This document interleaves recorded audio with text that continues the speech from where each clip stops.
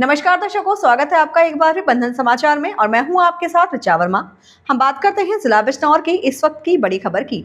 हमारे संवाददाता तुषार वर्मा की खास रिपोर्ट के साथ।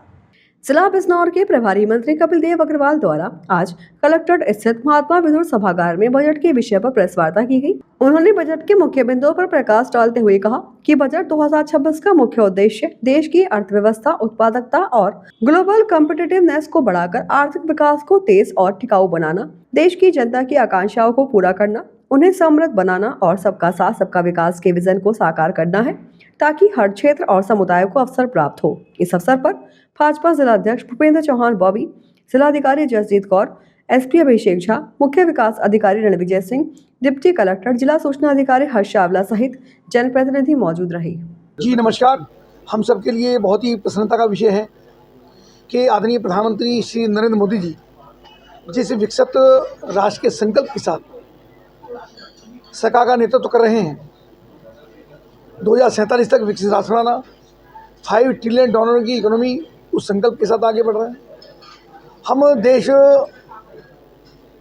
11वीं अर्थव्यवस्था से 4थी अर्थव्यवस्था पर और 3री अर्थव्यवस्था के साथ हम आगे बढ़ रहे हैं। इन सब संकल्प के साथ आदरणीय निर्मला सीतारमण जी ने अपना नया बजट देश की संसद में पेश करने का काम किया और ये बजट है कि 4 सूत्रों पर किसानों के लिए, गरीबों के लिए, युवा के लिए, महिलाओं के लिए, यानी समाज के प्रत्येक वर्ग के लिए उसको पोषित करने का काम हुआ। सबके लिए कोई ना कोई योजना लाने का काम किया।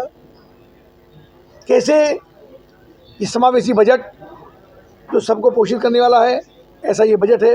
ये किसी एक व्यक्ति का या किसी एक प्रदेश का या किसी एक वर्ग का बजट नहीं है। ये सबको किसी न किसी रूप में प्रभावित करने वाला बजट है।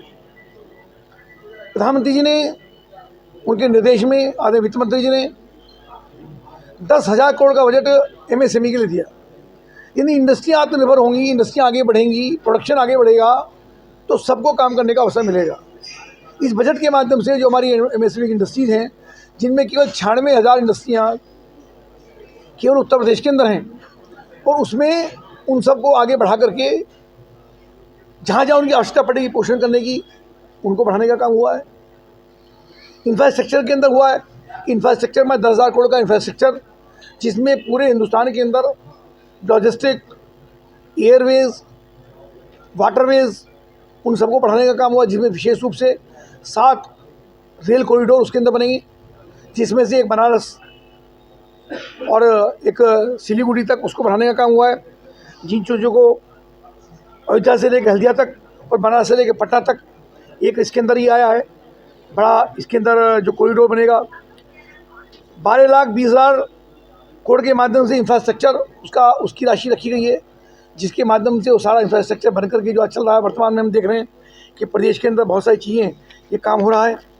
पैकेजिंग इंडस्ट्री को उसके अंदर संरक्षण मिलेगा, प्रोडक्शन को संरक्षण मिलने का काम होगा। बायो फार्मा के अंदर भी एक बड़ा छलांग सरकार ने लगाने का काम किया है। 10,000 करोड़ रुपये के बजट की व्यवस्था करके बायो फार्मा सेक्टर के अंदर, जिसके कारण से युवाओं को रोजगार, इंडस्ट्रियों को बढ़ावा, इंफ्रास्ट्रक्चर, और हम सब के लिए प्रसन्नता का विषय कि आदरणीय प्रधानमंत्री के नेतृत्व में मुख्यमंत्री योगी आदित्यनाथ जी गौतम बुद्ध नगर के अंदर पहले से ही मेडिकल डिवाइस पार्क उसका बनाने की योजना हमारी चल रही है। सेमीकंडक्टर के क्षेत्र में भी 22,000 करोड़ की व्यवस्था है। अभी तक विदेशों पर निर्भर होते थे, लेकिन अपनी हम चिप बनाएंगे, अपना सेमीकंडक्टर हम बनाएंगे और डाटा सेंटर अपना हम बनाएंगे। उत्तर प्रदेश के अंदर, खासतौर से नोएडा के अंदर, कानपुर में, बनारस में, लखनऊ में ये सारे काम चल रहे हैं। यानी बड़े छलांग के साथ हम सब लोग आगे बढ़े हैं। महात्मा गांधी ग्राम स्वराज योजना, जो अभी जीराम जी की घोषणा हम सब ने की, हमने प्रेस भी आपके सामने की थी, उन सब के अंदर भी किसान कैसे आत्मनिर्भर हो, श्रमिकों कैसे उसके परिश्रम का पूरा मूल्य मिले, समय से मिले, उसके अंदर भी योजना को बढ़ावा मिलने का काम हुआ है। लॉजिस्टिक की चर्चा मैंने आपके सामने की है। उसके अलावा टूरिज़्म के अंदर भी बड़ा सेक्टर है। हम सब जानते हैं, अगर मैं केवल उत्तर प्रदेश की बात करूं तो उत्तर प्रदेश में अयोध्या जी, काशी विश्वनाथ, प्रयागराज, विंध्यवासिनी, बिजनौर, हमारे आसपास के सब जनपद, अयोध्या, इन सब के अंदर एक बड़ा टूरिज़्म का क्षेत्र उसमें हुआ, तो उसके अंदर भी पैसा उसके अंदर आवंटन हुआ है। जो हमारा विभाग है कौशल विकास, उसके अंदर भी सरकार ने बजट दे करके युवा कैसे आत्मनिर्भर हों, युवाओं को कैसे रोज़गार मिले, उसको बढ़ाने का सरकार ने काम किया है। एक बड़ी उपलब्धि जो प्रत्येक जनपद को मिलने वाली है। प्रत्येक जनपद के अंदर महिला हॉस्टल, यानी गर्ल्स जो हमारे गांव की जनपद की बेटियां हैं, जो गांव से आती हैं, बड़ा मुश्किल उनके लिए होता, कई बार बसों से आती हैं, टेम्पो से आती हैं, ई रिक्शाओं से आती हैं। परिवार के लोग भी कई बार बेटियों की सुरक्षा को लेकर चिंतित होते हैं, तो वे बेटियां यहीं रह करके हेडक्वार्टर पर रह के पढ़ सकें, तो प्रत्येक जनपद को गर्ल्स हॉस्टल मिलेगा। ये बड़ी सरकार ने घोषणा करने का काम किया है, जिसमें बिजनौर भी उससे सिंचित होगा। नगर की जो 5 लाख तक की आबादी है नगर पालिका क्षेत्रों की, उनको भी हाईटेक करने का कार्यक्रम इसके अंदर है।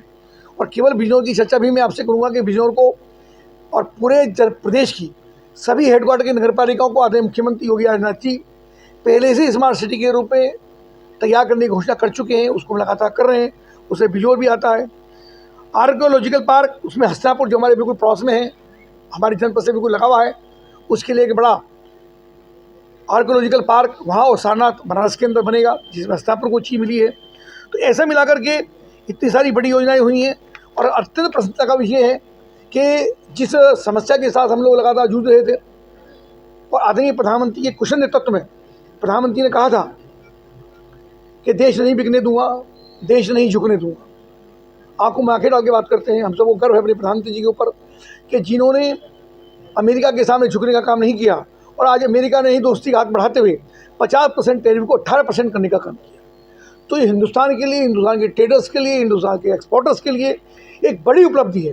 उसमें चाहे बिजनौर हो, चाहे आपका बराबर के मुरादाबाद हो, चाहे आपके मुजफ्फरनगर हो, नोएडा हो, प्रत्येक सेक्टर के अंदर, उसके अंदर टेक्सटाइल में और हीरे में, आभूषण में, ज्वेलरी में, अपैरल में, यानी ड्रेस डिजाइनिंग के अंदर जो सीड प्रोडक्शन होते हैं, सी प्रोडक्शन, उनके लिए, टायर्स के लिए, गाड़ियों के लिए, और ऐसे बहुत सारे व्यापार। टेक्सटाइल का बहुत बड़ा ट्रेड है। लगभग 25% टेक्सटाइल केवल हिंदुस्तान सप्लाई करता है अमेरिका को। तो उसमें बहुत बड़ी छलांग आज ही लग रहे हैं, कम हुआ।